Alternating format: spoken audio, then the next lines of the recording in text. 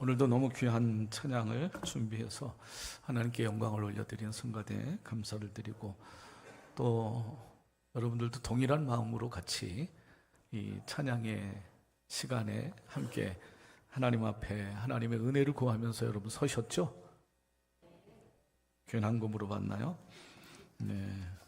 교회 소식을 여러분 몇 가지 더 말씀드리면, 목자 모임은 오늘 2부 예배가 마친 후에 본당에서 바로 갖겠습니다. 목자들 기억하셔서 오늘 오후 예배는 우리 목장 예배로 드리는데, 목자들이 바로 모여주셔서 목장 모임할 수 있는 준비를 해 주시기를 바라고, 너무 감사하게 우리 중고등부가 금요일부터 이틀 동안 교회에서 숙식을 하고 잠을 자면서 아주 뜨겁게 재미있게 은혜롭게 우리 중고등부가 수련회가 진행이 되고, 오늘 점심 이후의 시간까지 진행이 됩니다. 계속 기도해 주신 분들 너무 감사를 드리고, 8월 1일 날 이번 주 토요일 날은 금요일 날은 금요 기도회는 쉬고, 우리가 매월 첫날 새벽 기도가 있어서 8월 1일 토요일 새벽 기도가 있습니다. 새벽 기도 한 달의 첫날을 기도하면서 함께 시작할 수 있었으면 좋겠습니다.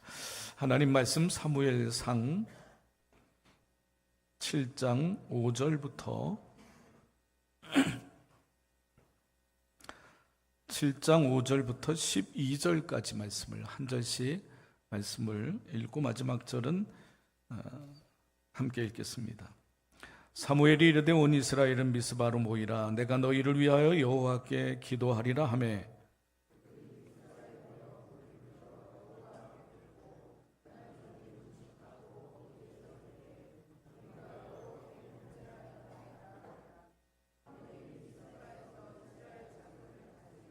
네, 자막이 사무엘상인데 사무엘하가 지금 나오고 있어서 자막은 좀 지워주시고요. 자막은 지워주시고, 성경으로 여러분들이 사무엘상 7장 5절부터 12절까지 7절을 제가 읽겠습니다. 이스라엘 자손이 미스바에 모였다 함을 블레셋 사람들이 듣고 그들의 방백들이 이스라엘을 치러 올라온지라. 이스라엘 자손들이 듣고 블레셋 사람을 두려워하여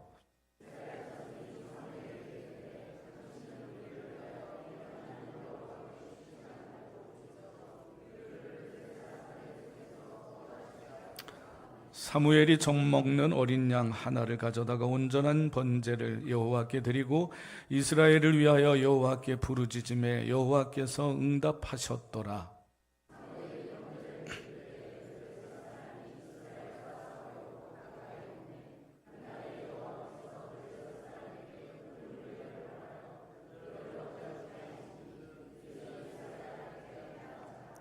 이스라엘 사람들이 미스바에서 나가서 블레셋 사람들을 추격하여 벳갈 아래에 이르기까지 쳤더라.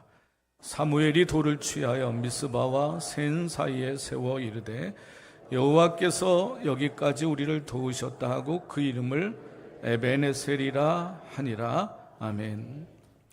2주 동안 참 많은 비가 내렸었습니다. 물이 우리의 삶에 절대적으로 참 필요하지만, 다시 느끼는 건 많은 것이 항상 좋은 것은 유익한 것이 아니다라는 것을 이렇게 느꼈습니다. 오늘 말씀의 제목은 믿음의 언어 회개입니다. 한번 따라합시다. 믿음의 언어 회개. 네. 저는 태어나서 제가 운동이라고 하는 것을 알고 지금까지 변함없이 제일 좋아하는 운동은 축구였습니다.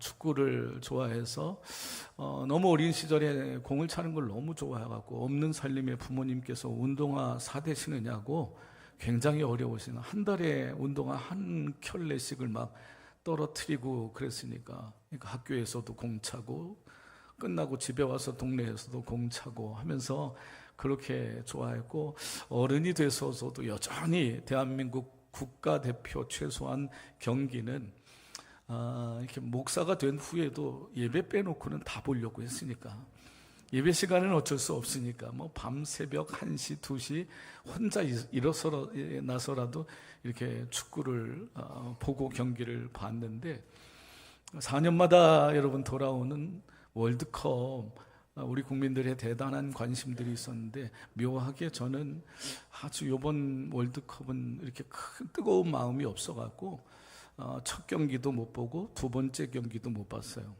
근데 세 번째 경기를 보고 말았는데 이 보고 난 후에 세 번째 경기를 보고 난 후에 하루 종일 밥맛도 없고 새벽 기도도 기도가 안 될 정도로 정말 막 화가 나고 그 남아공과의 경기 정말 어떻게 경기를 그렇게 하냐라고 하는 생각이 있어서 정말 두고두고 막 속상하고 그랬었어요. 그래서 아예 보지를 않았었어요. 여러분들은 어땠는지 모르시겠지만 축구인으로서 제가 50년을 축구를 좋아하면서 이상을 지내왔는데 이렇게 관심 없이 그래도 축구의 본질은 월드컵 소식은 제가 이렇게 조금씩 들었는데 여러분 들으셨잖아요. 우리나라가 32강에 못 들어갔지만 32강, 8강, 16강, 8강, 4강 우승을 어느 나라가 했느냐는 제가 이제 하이라이트 같은 걸 보면서 그래도 축구인으로서 축구의 본질에 대한 것을 이렇게 보았었습니다. 그 중에 여러분이 이런 선수들 아시잖아요. 역사상 처음으로 우리나라는 그래도 월드컵에 4강까지 갔었는데 유명한 나라임에도 불구하고 월드컵에 8강을 역사상 처음으로 올라간 노르웨이라고 하는 나라, 유럽의 대표적인 골잡이 에딩 홀란이라고 하는 골잡이가 있는 그 나라가 역사상 처음으로 월드컵에 8강을 올라가고 그리고 경기가 다 끝나고 난 후에 최다 골을 넣은 사람들의 랭킹이 나오는데 거기에 준우승 어느 나라가 했죠? 아르헨티나가 했습니다. 제가 이 얘기를 원래는 안 하려고 했었는데 왜냐하면 남자들은 모이면 군대 얘기, 축구 얘기 하니까 그런다는데 그래서 나는 그런 부류에는 안 들어가고 싶어가지고서 말씀을 안 드리려고 했었는데 그런데 그래도 본질에 관한 거니까 무슨 말씀을 드리려고 하느냐 하면 이 세계적인 가장 4년마다 열리는 전 세계 가장 대표적인 선수들이 모이는 곳에서 골을 가장 많이 넣은 선수들이 있다는 거예요. 근데 그 선수들이 실제는 다른 경기 또 월드컵에서도 부정적으로 보는 사람들에는 이런 비난들을 받았습니다. 메시라고 하는 아르헨티나의 6번이나 월드컵을 참여할 정도였으니까 4년 동안 이게 4년마다 생기는 월드컵을 6번을 했다면 24년 동안을 월드컵을 참여했다는 거예요. 지금 나이가 옛날 우리나라 나이로 하면 40세가 됐는데도 불구하고 월드컵에서 그리고 두 번째로 골을 많이 넣은 선수. 근데 이 에딩 홀란이나 그다음에 이 아르헨티나의 메시라고 하는 선수가 경기하는 모습을 보고 부정적으로 얘기하는 사람들은 어슬렁거린다라고 얘기를 한대요. 그리고 산책 축구를 했다라고 하면서 왜냐하면 이 사람들이 그냥 가만히 보면 평상시에는 막 경기가 진행되는 어느 때에는 그냥 어슬렁어슬렁하고 다니다가 골이 자기한테 오고 결정적인 순간이 오면 전광석화처럼 그렇게 골잡이의 기능을 하더라는 거예요. 그래서 월드컵 에딩 홀란은 8강까지밖에 못 올라갔었지만 최다 골 3위를 기록했고 아르헨티나 메시는 준우승을 했는데 2위를 골 득점자가 되더라고요. 결정적인 순간 위기 또는 기회가 왔을 때 제 역할을 하고 모든 선수들이 다 열심히 했었지만 결국에 축구라는 경기에 보면은 골을 넣는 골잡이가 있어야 경기에 이기는 거거든요. 근데 그 역할을 어슬렁거리고 산책하는 것 같았다가 적절한 순간이 됐을 때에는 그때는 그 골잡이 본능을 이렇게 가지고 있는 유명한 선수들이었었죠. 월드컵은 그냥 제 개인적으로는 잡쳤지만 월드컵은 그런데 참 나름 교훈은 그런 거였습니다. 신앙도 그런 것 같아요. 평소에 그냥 다 똑같이 예배를 드리고 똑같이 신앙생활을 하는 것 같은데 어떤 분은 결정적인 순간이 됐을 때 진짜 믿음, 깊은 신앙이구나, 정말 본받을 만한 신앙이구나 라고 하는 그 모습을 드러내는 분들이 있어요.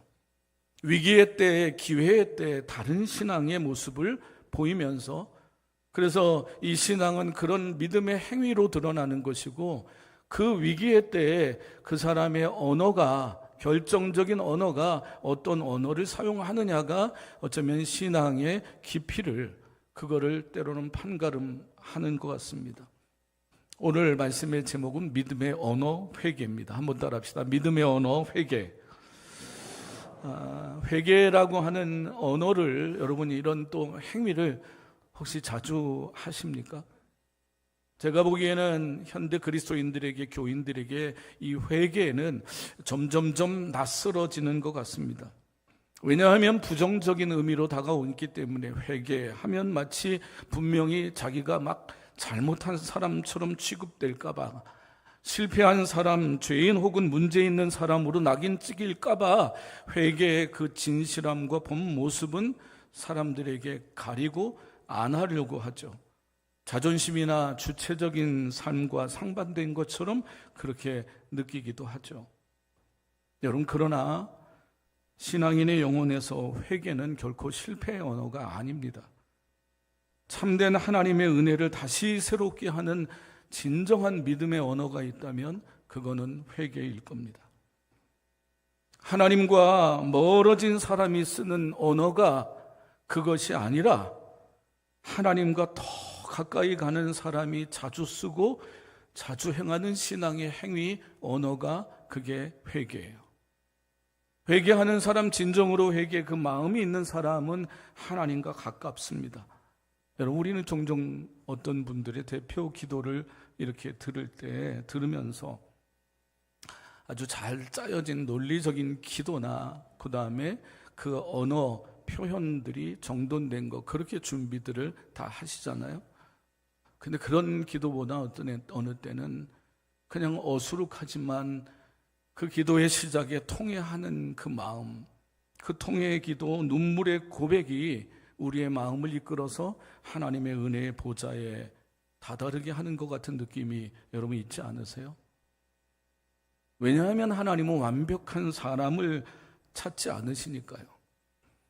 돌아오는 사람 기다리시다가 그의 부족함과 연약함을 어루만지시고 채워주시는 분, 자기의 부족함을 아파하는 사람, 그에게 은총을 베푸시는 분이 하나님이시니까요.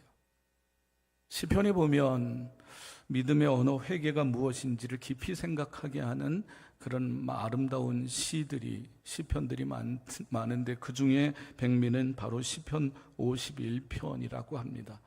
참회의 시 중에 시편 51편인데, 누구냐 하면 그 골리앗을 넘어뜨렸었던 그 전쟁의 영웅이었던 사람, 가장 왕으로서 최고의 반열에 올랐었던 이스라엘 최고의 왕, 하나님 마음에 합한 사람이다라고 하는 유례없는 칭찬을 받았던 사람, 그 다윗도 넘어졌고 쓰러졌어요.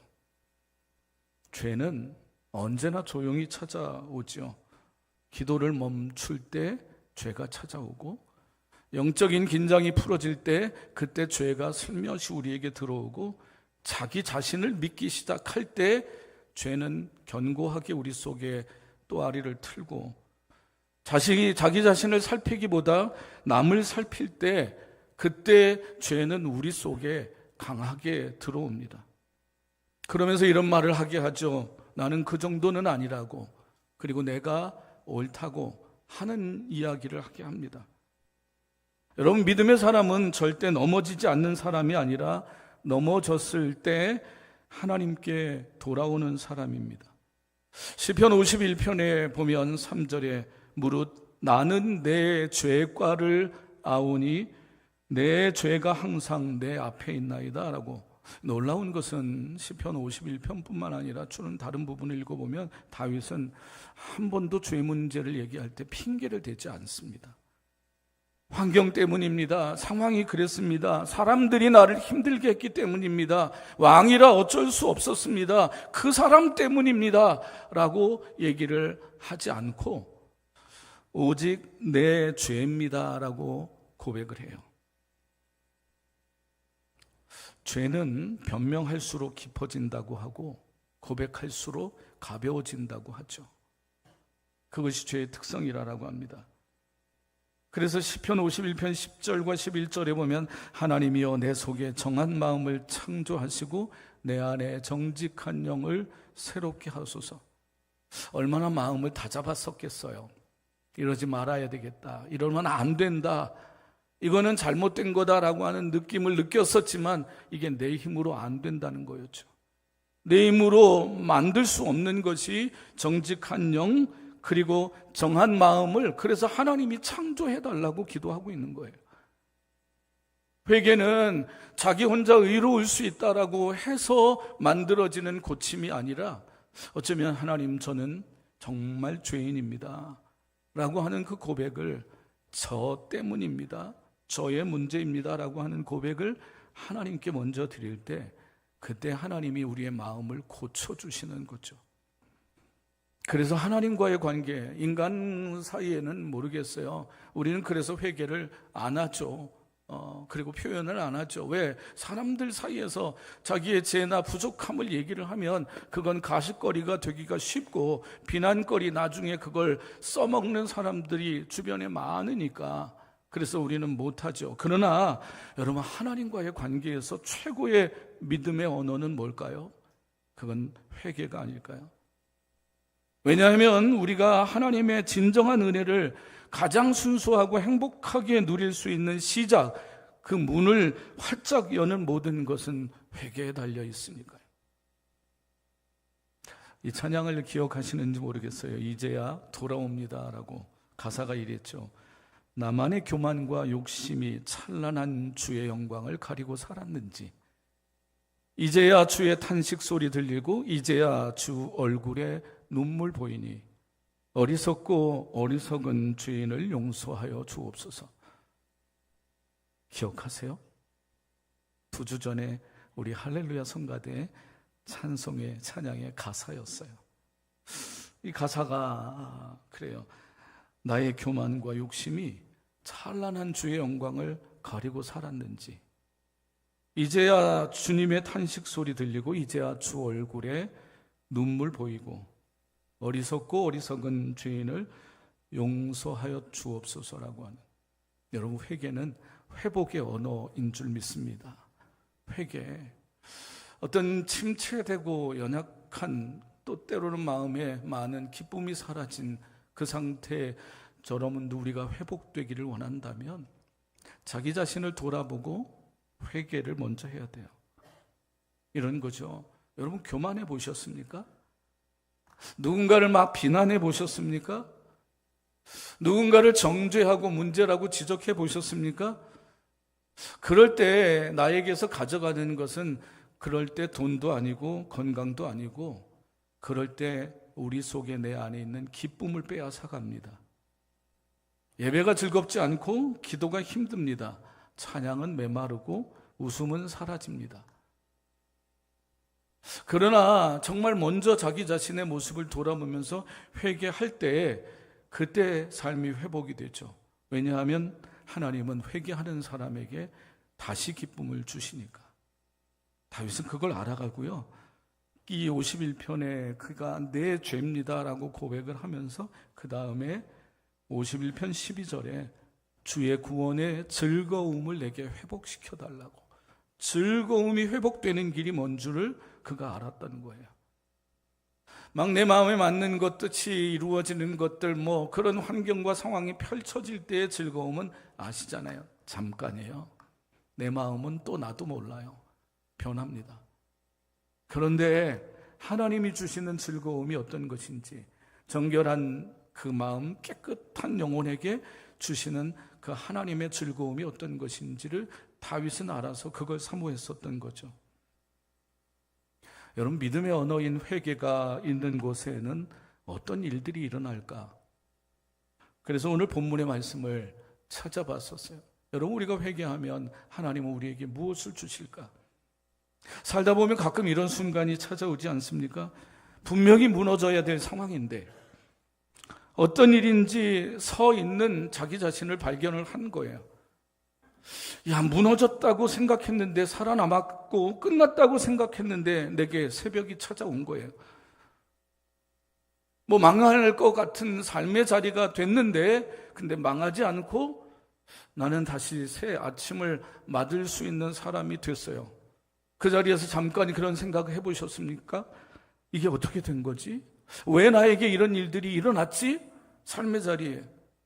아마 그 질문은 우리를 성경의 한 장소로 우리를 이끌 거예요. 미스바라라고 하는 곳, 그곳으로 우리를 이끌 겁니다. 왜 이런 일들이 일어났지? 우리는 죽었는 줄, 나는 망했는 줄, 나는 끝났는 줄 알았는데 내 인생에 지금의 자리에 서 있을 수 있었던 이유는 뭘까?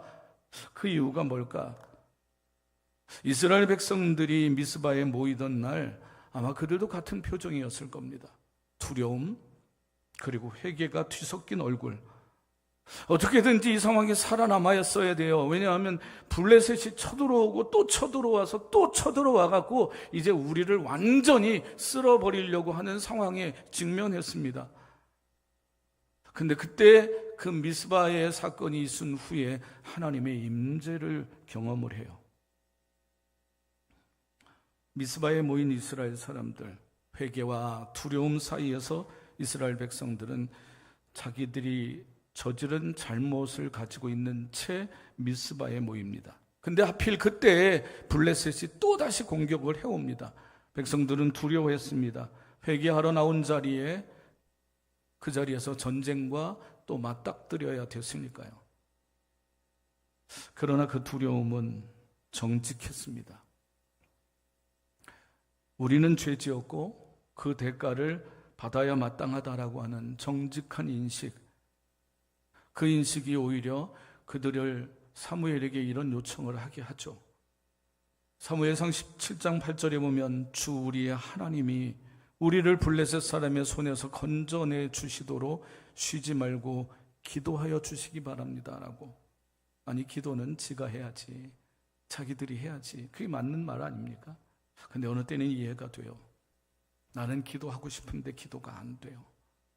절망이 너무 두렵고, 그리고 삶의 문제가 너무 복잡해서. 근데 기도가 해야 돼요. 누군가에게 기도를 부탁하고 하나님은 참여하고 중보하는 사람의 그 기도, 그 중심을 하나님이 외면치 않으시는 것은 알기에, 그래서 그 기도를 부탁을 해요. 쉬지 말고 기도해 주시기를, 블레셋 사람의 손에서 건져내 주시도록 그렇게 기도해 주시기를. 여러분, 정말 회개하는 죄인의 기도가 가장 솔직하지 않습니까? 꾸미지 않고 포장하지 않고 그냥 살려주세요. 마치 다윗처럼 제가 죄인입니다. 문제는 제 속에 더 크게 있습니다. 하나님 그런 기도를 외면하지 않으셨어요. 그리고 그 결과가 우리가 알고 있는 너무 유명한 에벤에셀입니다. 근데 이 에벤에셀이 여러분 참 흥미로운 것은 이 장소는 이미 한 번 그 앞에 등장한 이름이라는, 등장한 장소라고 하는 것은 아세요? 어떻게 등장했냐면 이미 이전에 에벤에셀에서 이스라엘이 블레셋에게 아주 크게 패합니다. 그 기록이 우리가 지금 7장의 본문인데 4장에, 여러분 우리 삶의 자리엔 그럴 때가 많잖아요. 늘 새로운 일이 일어나는 것이 아니라 삶에 종종 있었던 일이 반복이 돼요. 그리고 그때 그 삶의 자리에서 그 일들을 반복하지 않는 것, 반복하지 말아야 할 것, 그것이 신앙과 믿음을 가진 사람들에게 하나님이 주시는 은혜이고 축복 중에 하나이죠. 사무엘상 4장 1절에 보면 사무엘의 말이 온 이스라엘에 전파되니라. 이스라엘은 나가서 블레셋 사람들과 싸우려고 어디 곁에 진쳤다고요? 잘 보세요. 에벤에셀 곁에 진치고 블레셋 사람들은 아벡에 진쳤더니 블레셋 사람들이 이스라엘을 대하여 전열을 벌이니라. 그 둘이 싸우다가 이스라엘이 블레셋 사람들 앞에서 패하여 그들에게 전쟁에서 죽임을 당한 군사가 4,000명가량이라. 전투에서 패하자 당황한 홈리와 비느하스라고 하는 제사장이 하나님의 법궤를 들고 이제 한번 나가자라고 호기 있게 법궤를 들었습니다. 근데 하나님의 임재가 없는 법궤는 아무 소용이 없었어요. 하나님을 향한 믿음이 없는 법궤는 한낱 물건에 불과했었어요. 마치 우리 신앙의 교훈하고 똑같습니다. 진짜 하나님을 바라보지 않는 예배는 아무리 드려도 자기 자신의 영혼에 유익이 되지 않아요. 하나님과의 그 관계, 때로는 수가 10명이든 300명이든 3000명이든 그 관계없이 나의 드리는 예배가 하나님과의 직접적인 관계 속에서의 그 참여하는 마음, 은혜를 사모하는 마음으로 드리는 그 예배라고 한다면 그 예배는 언제나 생명이 있습니다. 호기 있게 하나님의 임재의 상징인 법궤를 들고 나가면 이기겠지. 그런데 그 전투에서 이스라엘은 블레셋에게 조금 아까 말씀 기억하십니까? 몇 명이 전사했다 그랬어요 혹시? 잘 보신 분은 4,000명이. 그런데 법궤를 메고 나갔어요. 거기에 나가서 법궤를 들고 나가서 홈리와 비느하스도 죽고 제사장들도 죽고 법궤는 빼앗기고 3만 명의 이스라엘 군사들이 전멸을 합니다.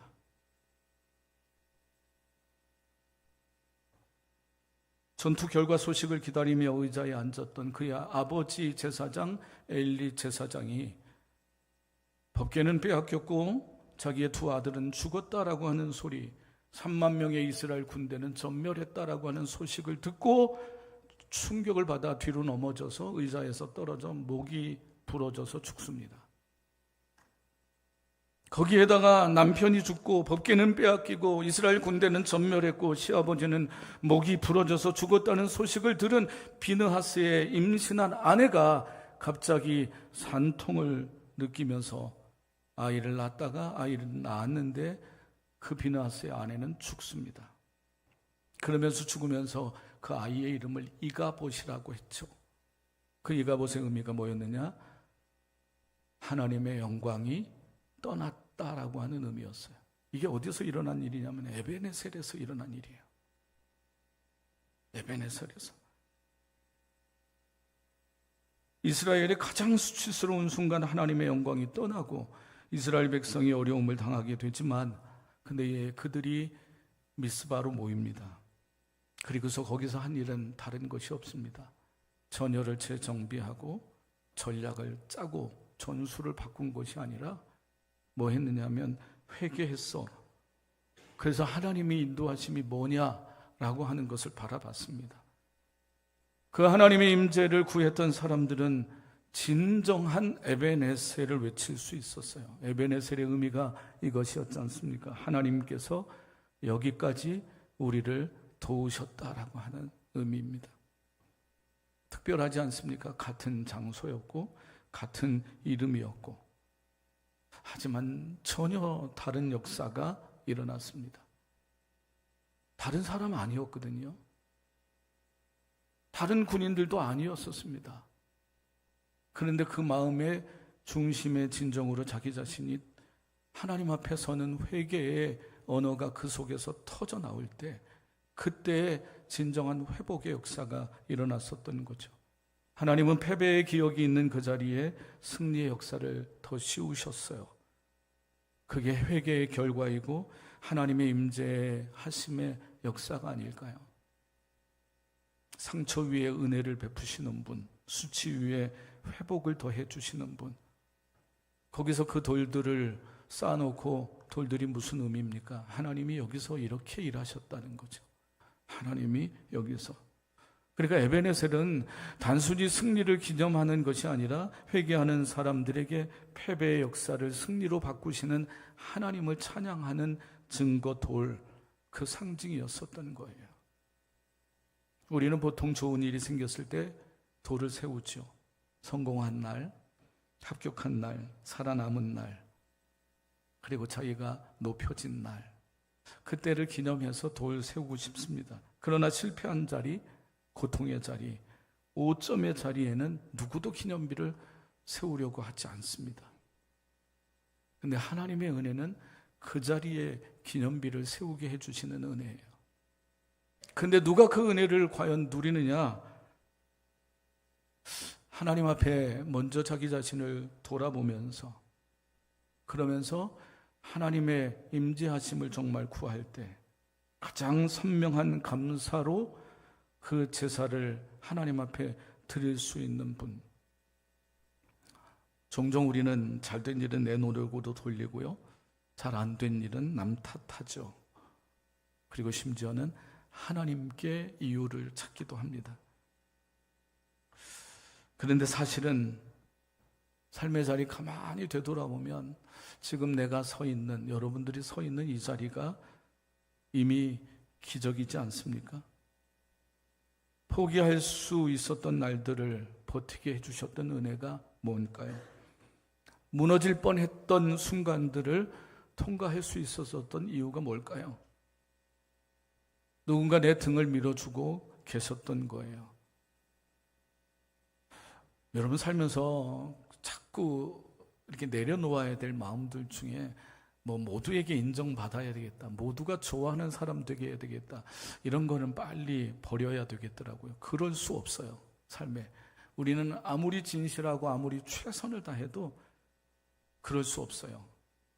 이 주변의 삶의 사람들의 모습들 속에서 말이죠. 그게 내 의지였다고 생각했던데 어느덧 보니 누군가 내 등을 밀어주고 계셨던 것. 이스라엘 백성들이 막 두려워서 떨 때 하나님은 그들을 비난하지 않으셨어요. 여러분 성경을 잘 읽어보시면 하나님께서는 죄에 대해서 책망을 하시고, 그리고 그 죄의 문제에 대해서는 하나님이 지적을 하세요. 근데 부족하고 실패한 것에 대해서는 하나님이 비난하지 않으세요.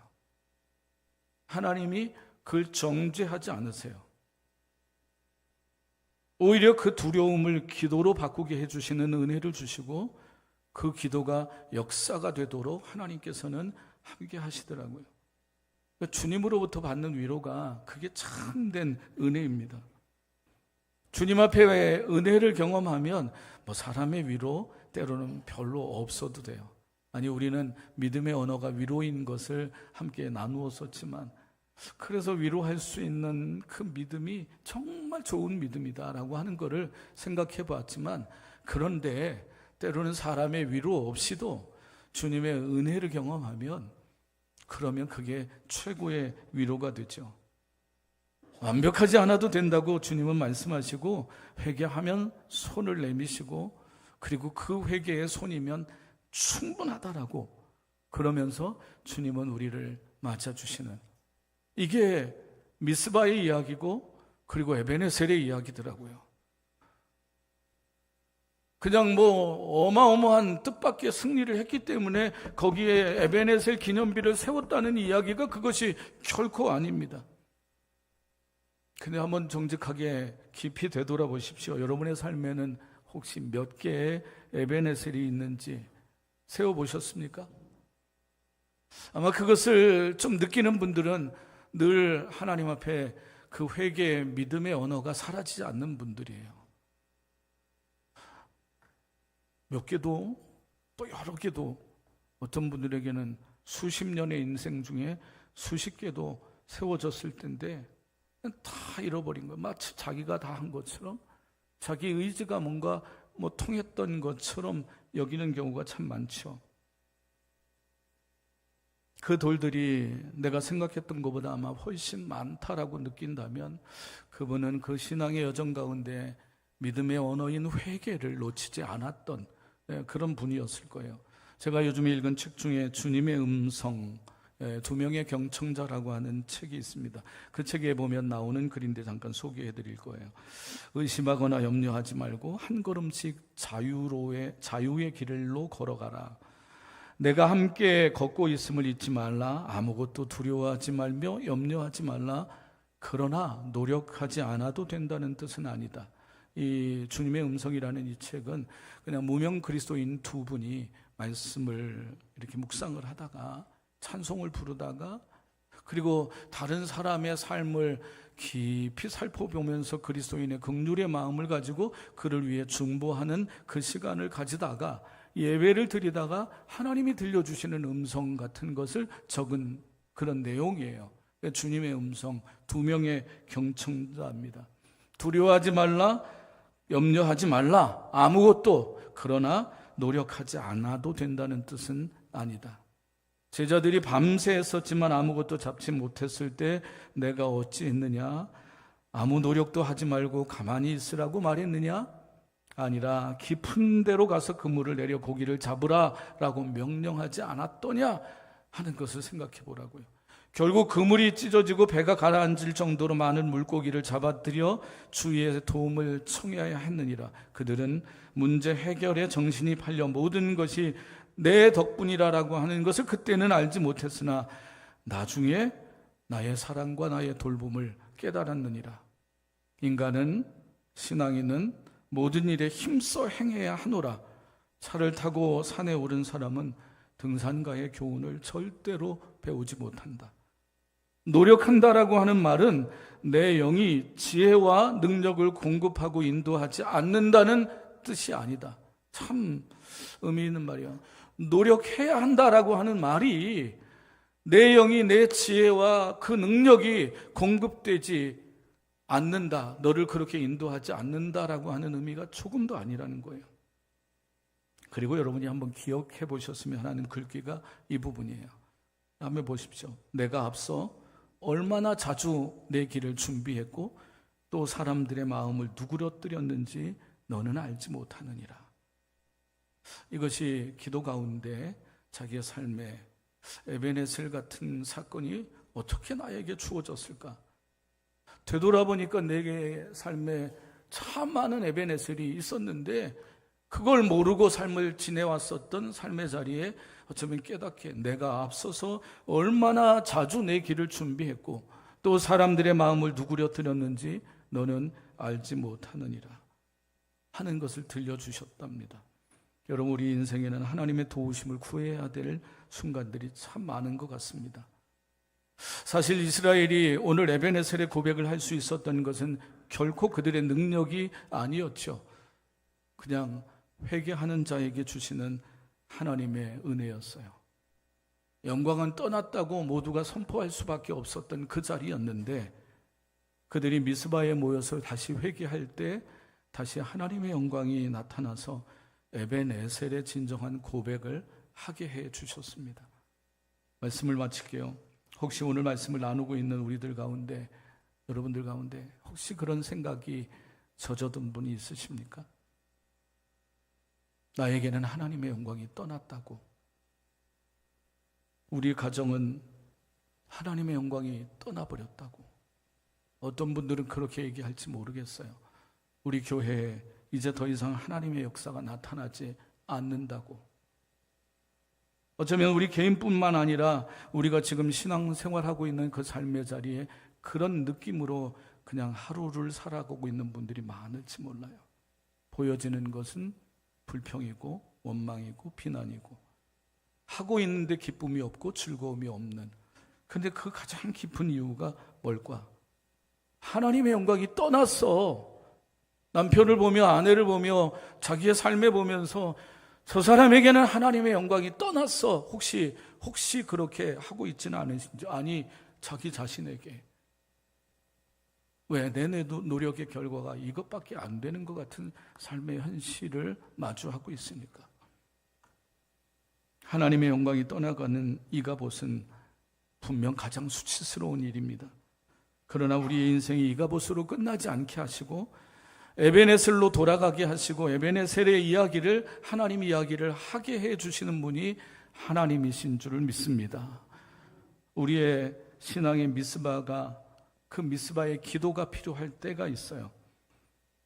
아니, 가장 필요한 것은 언제나 이 미스바의 회개의 기도가 가장 필요하고 가장 먼저가 아닐까. 그때 그 사람의 신앙의 역전은 경험되게 될 거예요. 하나님의 이름 중에 유명한 성경의 새 이름을 한번 기억하면서 우리 찬양을 불렀으면 좋겠습니다. 여기까지 도우셨다는 여기까지의 에베네셀 하나님, 지금도 우리와 함께 하신다는 임마누엘의 하나님, 앞으로도 하나님께서 준비하시고 예비하실 것이다 라고 하는 여호와 이레의 하나님. 자기 얘기만 하지 말고 살아가면서 어느 순간에 에베네셀을 경험한 후에 하나님 이야기도 할 수 있는 성도들이 될 수 있기를 간절히 주님의 이름으로 소망합니다. 우리 함께 찬양하겠습니다.